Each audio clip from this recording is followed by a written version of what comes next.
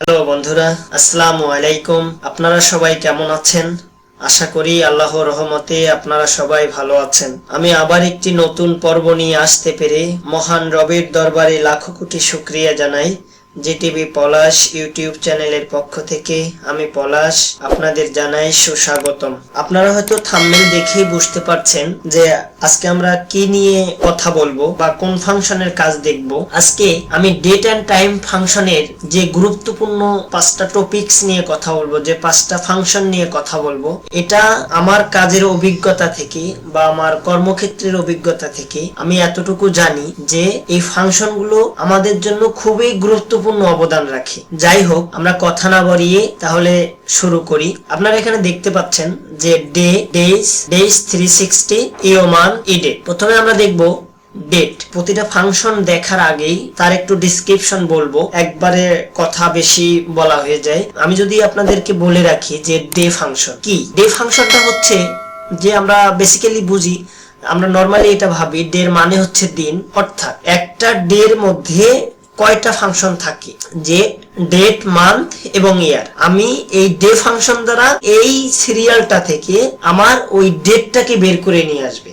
এবং আপনার যদি অনেক জায়গায় দেখা যাচ্ছে একটা কলামে বা একটা রোতে অনেকগুলো ডেট লেখা আছে, বাট আপনি স্পেসিফিক করে দিয়ে যদি আপনি এই ডে ফাংশনটা অ্যাপ্লাই করেন তাহলে সেখান থেকে সে ডেটাকে আলাদা করবে। তাহলে আমরা কথা না বাড়িয়ে দেখি যে নরমালি যে কোনো ফাংশন, এক্সেলে কোনো ফাংশনকে কল করতে গেলে আমাদের ইকুয়াল সাইন দ্বারাই কল করতে হবে।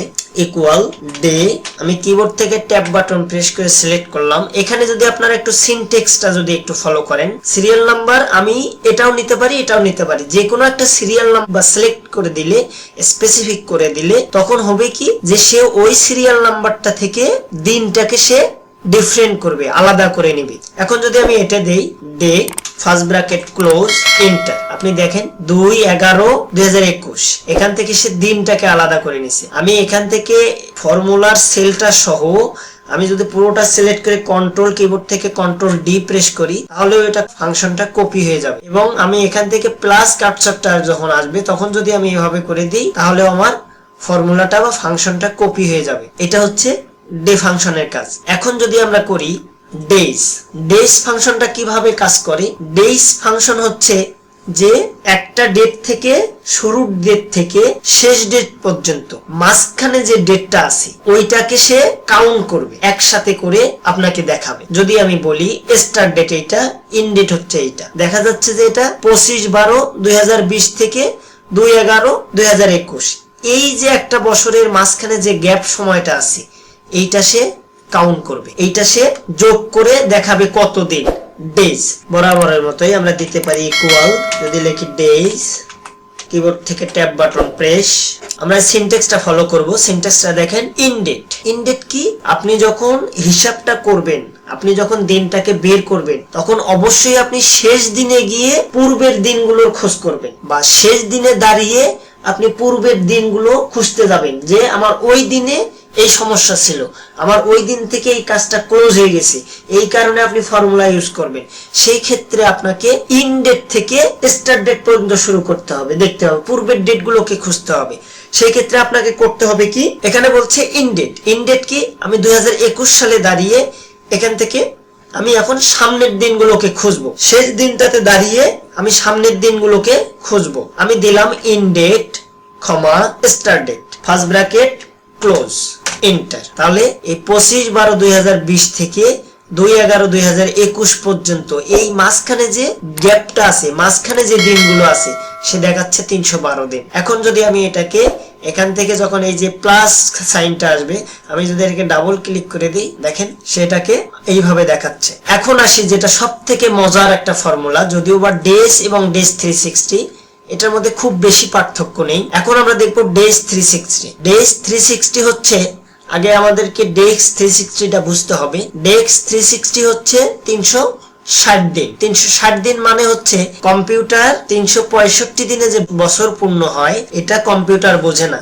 কম্পিউটার বুঝে কি বা এক্সেল বুঝে কি, 360 দিনে বছর, 360 দিনে এক বছর পূর্ণ হয়। এখন আমার এখানে যদি আমি days 360 দ্বারা করি, আমি আগে ফর্মুলাটাকে অ্যাপ্লাই করি, equal days 360, tab button press, এখানে দেখেন স্টার্ট ডেট। আপনি যদি একটু সিনট্যাক্সটা ফলো করতে হবে, এক্সেলে কাজ করতে হলে আপনাকে অবশ্যই সিনট্যাক্সটাকে ফলো করতে হবে। এই সিনট্যাক্সটা যা বলবে সেটাই হচ্ছে আপনার ফর্মুলা।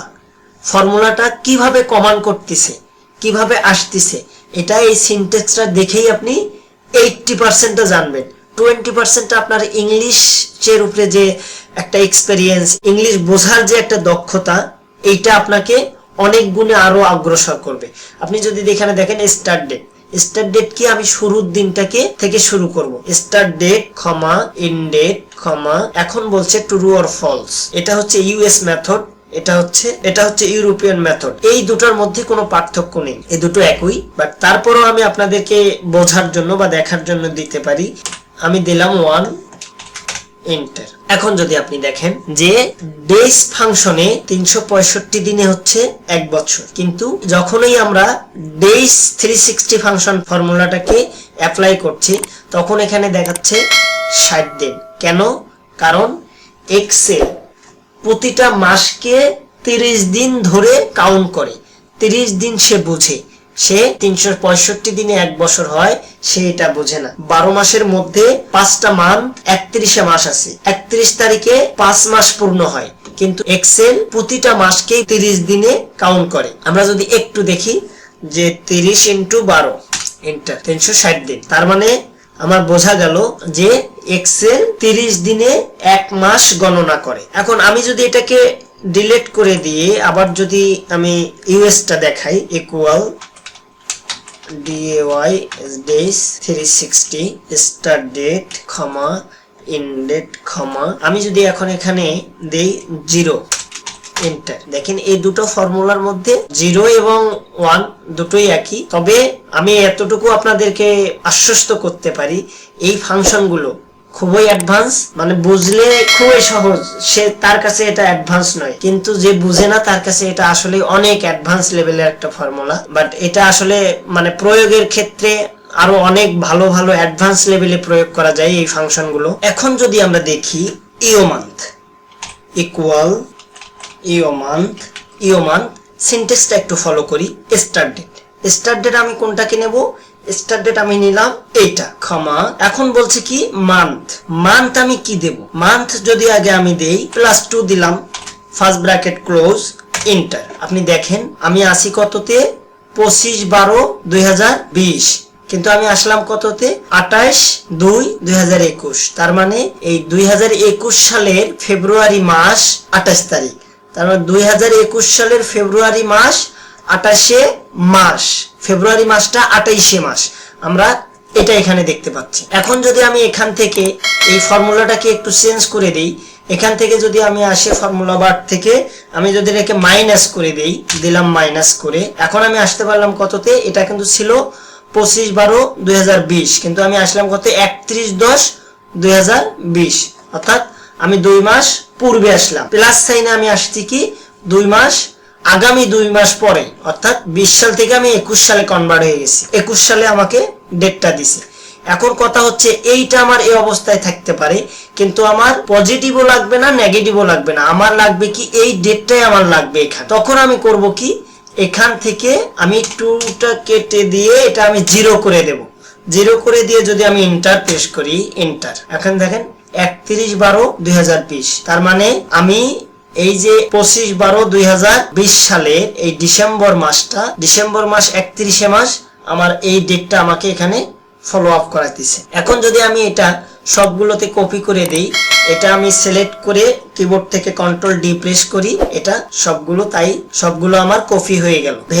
Very interesting. এক্সেলে আপনি যদি নিজেকে দক্ষ মনে করেন বা আপনি যদি নিজেকে দক্ষ করে তুলতে চান, তাহলে এক্সেল আপনাকে খুব ডিপলি জানতে হবে। এক্সেলে যে যত বেশি দক্ষ তাকে তত বেশি ফাংশন এবং ফর্মুলা আয়ত্ত করতে হবে। এক্সেলটা এমন একটা মজার জিনিস যদি আপনি নিজেকে শুধু শেখাতে পারেন। এখন আসি ইডেট। এখন আমরা দেখব edate equal equal edate tab button press, সিনট্যাক্সটা একটু ফলো করি, স্টার্ট ডেট।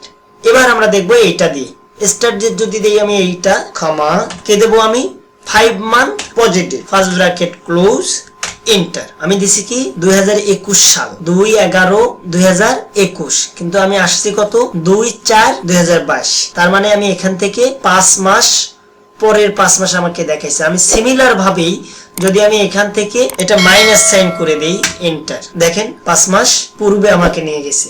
এবং আমি এখান থেকেই যদি এটাকে আমার পজিটিভও লাগবে না নেগেটিভও লাগবে না, আমি ওই মানটাকেই আমি নেব, তখন আমি 0 দিয়ে আমি যদি এন্টার প্রেস করি এই ডেটটাই আমার এখানেও দেখাবে। আমি যদি এটাকে ডাবল ক্লিক করি পুরোটাই কপি। সর্বশেষ কথা হচ্ছে আপনি এই ফাংশনগুলোর উপরে এক্সেলে বাংলা ভাষায় এমন একটা টিউটোরিয়াল পাবেন না যে আপনি এত সুন্দরভাবে আসলে বুঝতে পারবেন। আমি আমার জায়গা থেকে যতটুকু আমার পক্ষে বোঝানোর সম্ভব হয়েছে আমি আপনাদেরকে বুঝিয়েছি। হয়তো অনেকে আরো অনেক রসালো কথায় বোঝাতে পারতো বা বোঝাতে পারবে, আমাকে আল্লাহ পাক যতটুকু সাধ্যমতো চেষ্টা করেছে আমি দেখার চেষ্টা করেছি। সকলের কাছে আমার রিকোয়েস্ট